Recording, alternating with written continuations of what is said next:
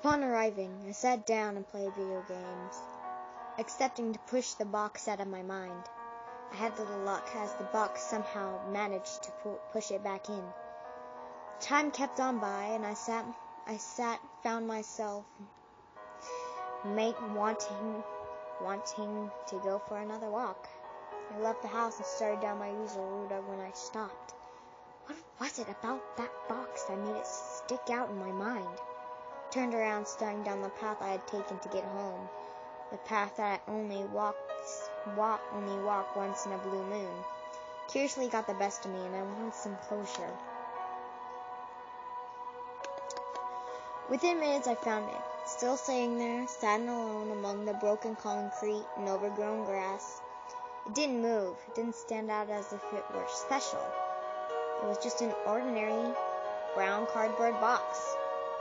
I didn't want to say I came out here for nothing, so I walked closer to it. As I drew closer, however, I need to turn this down. There.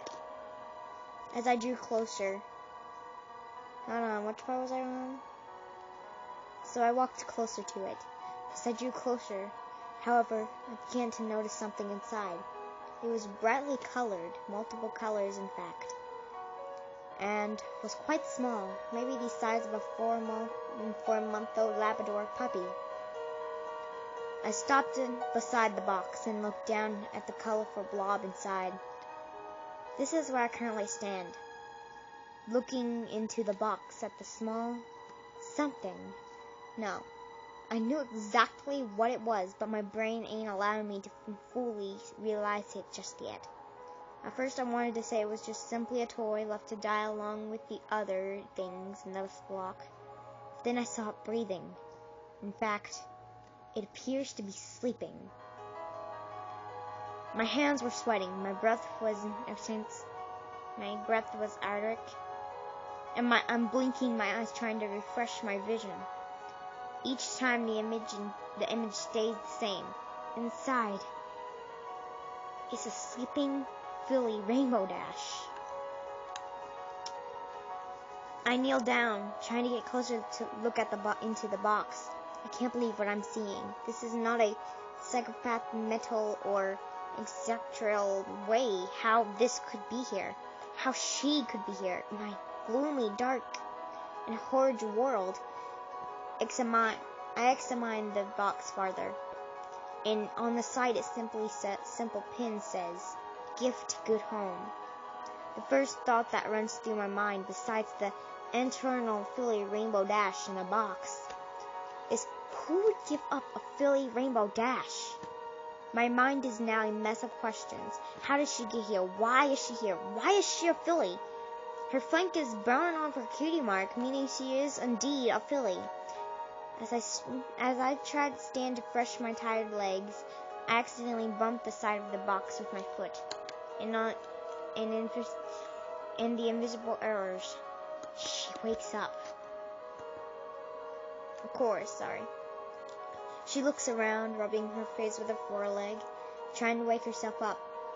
At first she sees are the brown walls of the box, but then she looks up at me. Those large black eyes, along with those rose-colored rims around them, drive my heart to, as the meme goes, explode twice. The sheer cuteness of it all drives me to kneel back down. I can't fight back a smile.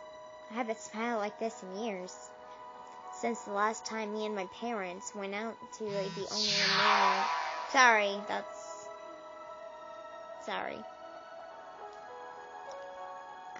I can't hold back a smile. Park in the area. Her eyes continue to stare at me, and I stare back.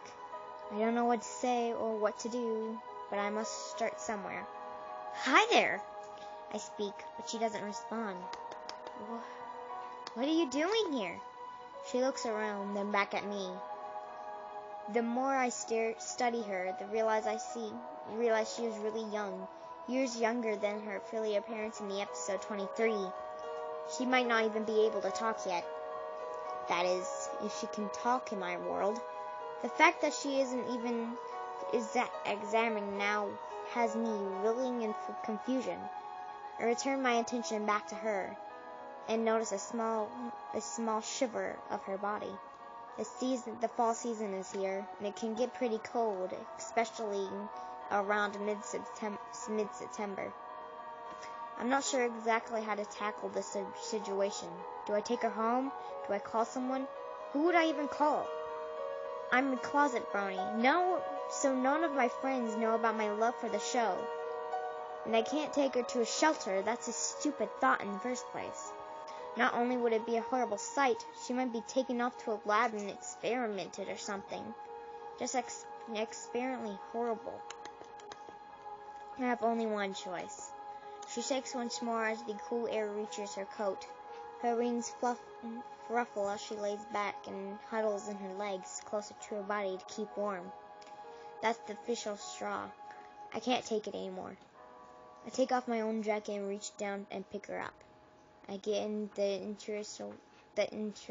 I cannot pronounce that. My goodness, I can't pronounce anything straightly. I know what they say, I just can't pronounce them. Response I expected. Fear. She begins to squirm around, unsure what I'm doing to her. She can't fly yet, but she still flutters her wings as in praying for a miracle to happen, that she does magically take flight. I set her into my jacket, wrap her up so that her head is sticking out, and hold her in my arm. She continues to squirm, but then my heartbeat begins to finally seep through the thin jacket and she settles down. It's all right. Let's get you somewhere warmer, huh? I smile again at her. She looks up to me with much confusion in her eyes as she tries to process what is happening. Don't worry. I'm not gonna hurt you. It's getting late and you'll freeze out here. I think she understands me after I say those words. Her eyes return to their normal size, and she snuggles herself more comfortably inside my jacket. She squirms a little, trying to get into a more comfortable position. I can feel her hooves and wings poking me as she shifts, and then tops it off. She rests her chin into my arm, and then lets out a deep sigh. Closing her eyes, she drifts off to sleep. My heart explodes for the third time. The entire walk back, I try to keep an eye out for other people who could pass by me. I don't want anyone else to see her. I have no way of knowing how they would react. As usual, though, I don't see a single person. It's midnight by the time, I get home. Fortunately for us both, I hadn't turned on my porch light, otherwise I might have passed it. Being one of the few acquired homes on the block meant a lot of darkness. The city has stopped running power into street lights, so it made all more difficult. I glanced down at the filly, who continued to sleep in the jacket as I carried her.